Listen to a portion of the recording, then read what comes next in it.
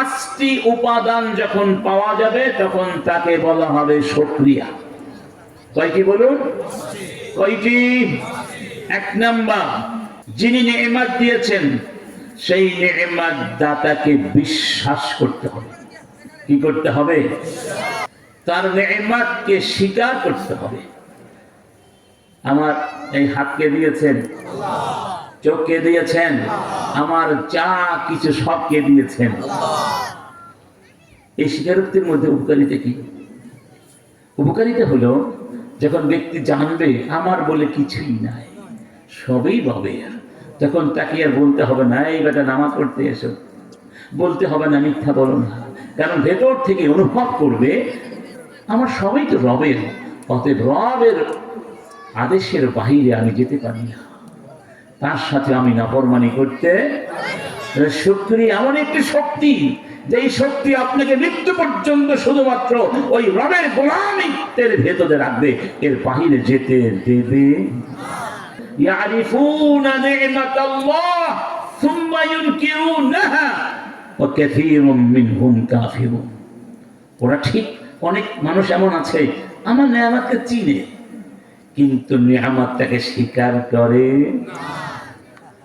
করে না, কিন্তু জানে এটা কিন্তু আমার না, কে দিয়েছেন? এরকম আছে নাকি নাই? ওরা হলো কাফের। ওরা কি? ওরা হলো কাফের। আমার বন্ধুগণ, এরপরে নেয়ামত দাতার প্রশংসা করতে হবে। কি করতে হবে? নেয়ামত দাতার নেয়ামতকে, নেয়ামত দাতা যেভাবে ব্যবহার করতে বলেছেন সেভাবে ব্যবহার করতে হবে। ওই নেয়ামত দিয়ে তার ইবাদত করতে হবে। এই কয়েকটি জিনিস যখন একত্রিত হবে তখন তাকে বলা হবে আশ-শুকর, শুকরিয়া। অতএব এটা করা ফরজ। নামাজ পড়া কি? শুকরিয়া আদায় করাও কি?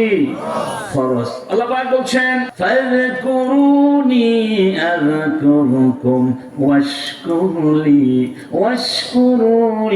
ওয়ালা তাকফুরুন। ওয়াশকুরুলি, আমার শুকরিয়া করো। এটা আদেশ না? আল্লাহ আদেশ পালন করে কি? ফরজ। সুবহানাল্লাহ বলবেন না? রব্বুল আলামিন নবীকে বলছেন ফাবালিল্লাহ ফাআবুদু ওয়া কুম মিনাশ শাকিরিন। এটাও আদেশ। সমস্ত নবীরা ছিলেন শুকরিয়াকারী। ওয়া যুররিয়াতা মান হামালনা মা নূহ ইন্নাহু কানা আবদান শাকুরা। নূহ কানা আবদান শাকুরা। আল্লাহ পাকের কৃতজ্ঞ পরায়ণ বান্দা ছিলেন। সুবহানাল্লাহ। নবীকে প্রশ্ন করা হলো, ইয়া রাসূলুল্লাহ, আপনি এত কষ্ট কেন করছেন? রাসূল কারীম বললেন আফালা আকুনু আবদান শাকুরা। সাহাবীরা বললেন এত নামাজ পড়ছেন, নামাজ পড়তে পড়তে পা ফুলে যাচ্ছে, বললেন আমি কি আল্লাহ কৃতজ্ঞ পরায়ণ বান্দা হব না, যিনি আমাকে সুস্থ রেখেছেন, গুনাহগুলো মাফ করে দিয়েছেন। সুবহানাল্লাহ। এই যে মাহফিলে আসার তৌফিক কে দিয়েছেন? এখন যদি আপনি এখান থেকে মাঝখান থেকে চলে যান তাহলে আপনি কি শুকরিয়া করলেন? এই নেয়ামতের শুকরিয়া হলো যতক্ষণ মাহফিল চলবে ততক্ষণ কষ্ট হলেও বসে থাকবেন, এটা শুকরিয়া। কারণ শয়তান শুকরিয়া করতে দিতে চায়। আপনাকে সবচেয়ে বড় বাধা দেবে কে? শয়তান। তার নাম কি? শয়তান। শুকরিয়া করেছিল আল্লাহ? করে নাই, সেই জন্য শয়তান হয়ে গেছে। অতএব এই কোরআনের মাহফিলের সাথে এতটুকু বেয়াদবি হয়ে গেলে সব বরবাদ হয়ে যেতে পারে। সব খুবই স্পর্শকাতর বিষয়। রাসূলের সামনে উঁচু স্বরে কথা বলা নিষেধ করে দেওয়া হয়েছে, যাতে করে তোমাদের আমল বরবাদ না হয়ে যায়, বুঝতেও পারবে না। এই জন্য এই মজলিসের একটা আদব আছে। কি আছে? এবার আসুন, আল্লাহ শুকরিয়া আদায় করলে লাভটা কি? লাভ হলো এক নাম্বার, আল্লাহ বলছেন ইন তাকফুরু فإن الله غني عنكم ولا يرضى لعباده الكفر وإن تشكروا يرضه لكم। যদি তোমরা আমার শুকরিয়া না করো তাতে আমার কোনো ক্ষতি নেই, আমি তোমাদের শুকরিয়ার মুখাপেক্ষী নই। নেয়ামতের শুকরিয়া করলে আল্লাহ পাক সন্তুষ্টি দান করবেন। সুবহানাল্লাহ বলবেন। দুই নাম্বার, আল্লাহ পাক নিরাপত্তা দান করবেন। মা ইয়াফআলুল্লাহু বিআযাবিকুম ইন শাকারতুম ওয়া আমানতুম। যদি তোমরা আল্লাহ শুকরিয়া করো, ঈমান আনো, আল্লাহ পাক তোমাদেরকে শাস্তি দেবেন। কি দিবেন? নিরাপত্তা। নেয়ামতের শুকরিয়া আদায় করলে নেয়ামত শুধু বাড়তে থাকবে, কমবে। যখন দেখবে নেয়ামত বাড়ছে না, কমছে, তখন বুঝে নেবেন আপনি আল্লাহ শুকরিয়া আদায় করছেন। সেই জন্য স্বল্পে তুষ্ট থাকতে হয়। কুন কানিআন তাকুন আশকারান নাস। আল্লাহ যা দিয়েছেন তা নিয়ে খুশি হও, তাহলে তুমি হবে আল্লাহ সবচেয়ে শুকরিয়া পরায়ণ বান্দা। ঠিক না বেঠিক? যেই ব্যক্তি মনে করে আমার তো কিছুই নাই, তার 5টা বাড়ি গুলশানে, বলে কিছুই নাই, আর একজনের 10টা বাড়ি, সেই ব্যক্তি সুখী হতে পারে? সে অকৃতজ্ঞ। সে কি? অকৃতজ্ঞ। যে ব্যক্তি মনে করে আমি যে একটা ব্যাংকের মালিক, তাতে কি হয়? 10টা ব্যাংক একসাথে লুটপাট করবো, ইসলামের মতো, আছে নাকি নাই? সে কোনোদিন শুকরিয়া করতে পারবে?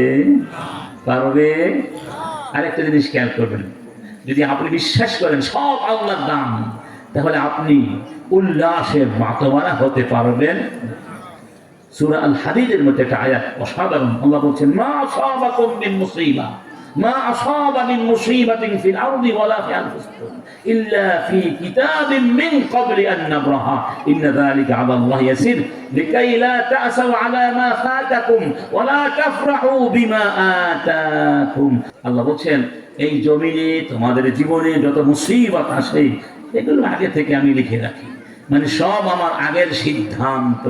মুমিন যখন বিশ্বাস করবে যে আল্লাহ সিদ্ধান্ত ছিল তাই হয়েছে, তখন সে আর হতাশ হবে না, নিরাশ কষ্টও পাবে না। কি বলবে? আল্লাহ সিদ্ধান্তে আমি খুশি, আমি আবার চেষ্টা করব। সে আত্মহত্যার চিন্তাও কোনোদিন করবে।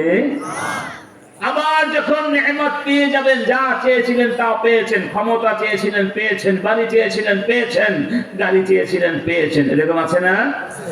তখন যেন সীমা লঙ্ঘন না করো। যেদিকে বিশ্বাস করবে এই গাড়ির মালিক আসলে আমি না, আল্লাহ, এই ক্ষমতার মালিক আমি নই, আল্লাহ, সবকিছু আল্লাহ, তখন সে আনন্দে উল্লাসে আল্লাহর নেয়ামত ব্যবহার করতে গিয়ে বিলাসিতায় গা ভাসিয়ে দিতে পারবে। তাহলে দুই দিক থেকে সুবিধা। ঠিক না বেঠিক? সে চিন্তা করবে এই নেয়ামত কে দিয়েছেন, আর যে মনে করে না এটা আমি আমার ক্ষমতা দিয়ে অর্জন করেছি, তাহলে তার পরিণাম হবে ফিরাউন আর কারুনের মতো। কারুনকে বলা হয়েছিল কি, আল্লাহ হক আদায় করো, যাকাত দাও। কারুন বলেছিল, ক্বালা ইন্নামা উতিতুহু আলা ইলমিন ইনদি। আল্লাহ বলছেন, আওয়ালাম ইয়ালাম আন্নাল্লাহ ক্বাদ আহলাকা মিন ক্বাবলিহি মিনাল কুরুনি মান হুয়া আশাদ্দু মিনহু কুওয়া ওয়া আকসারু জামআ ওয়া লা ইউসালু আন যুনুবিহিমুল মুজরিমুন। কারণ বলেছিল, তো আমার জ্ঞান দিয়ে আমি সম্পদ অর্জন করেছি, তোমার খোদাটা আবার কে? নাউযুবিল্লাহ। ফিরআউন বলেছিল, ফামান রাব্বুকুমা ইয়া মূসা, এ মূসা তোমার রবটা আবার কে? মূসা বললেন, রাব্বিয়াল্লাযী আ'তা কুল্লা শাইইন খালকাহু সুম্মা হাদা। আমার রব সেই আল্লাহ যিনি তোমাকে আমাকে গোটা বিশ্ব সৃষ্টি করেছেন এবং সমস্ত সৃষ্টিকে তার সৃষ্টির উদ্দেশ্য হিদায়াতের মাধ্যমে তাকে দেখিয়ে দিয়েছেন। কার কি কাজ তিনি তা তাকে বলে দিয়েছেন। সুবহানাল্লাহ, তিনি হলেন আমাদের। তাহলে সেই আল্লাহর শুকরিয়া আদায় করা মানে কি? এবার আসল কথা মানে হলো একটাই, আল্লাহ যা কিছু দিয়েছেন তা দিয়ে তার গোলামিত্ব করা। ওয়াবিতাগি فيما آتاك الله الدار الآخرة ولا تنس نصيبك من الدنيا وأحسن كما أحسن الله إليك ولا تبغ الفساد في الأرض إن الله لا يحب المفسدين। আল্লাহ বলছেন, ওয়াবতাগি, তুমি অনুসন্ধান করো, ফীমা আতাকাল্লাহ, আল্লাহ তোমাকে যা কিছু দিয়েছেন সেগুলো দিয়ে, আদ-দারুল আখিরাহ, ওই পরকাল, যা কিছু আল্লাহ দিয়েছেন সব কিছু দিয়ে তুমি পরকাল সন্ধান করো। কারণ দুনিয়াটা হলো পরকালের শস্য।